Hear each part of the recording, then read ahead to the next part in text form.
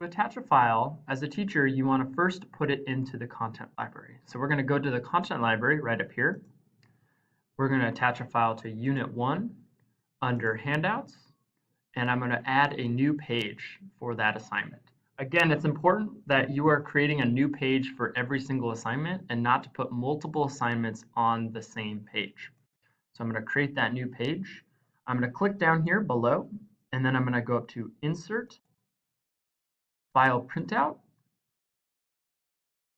and then this will launch the File Explorer, and you can access your H drive from here. If you want to access your OneDrive, you can click on OneDrive and find documents that are in there. I'm going to attach this document, Accessing OneNotebooks, and hit Insert.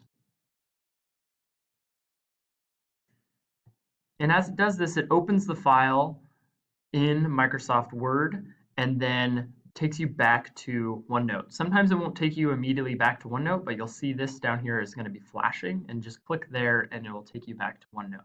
So now that I've attached it as a file printout, it has created the file itself here as an icon and given it itself a title, along with giving me a printout of what the document is itself. For students, it's helpful to be able to see what the document is without having to double click on the assignment itself.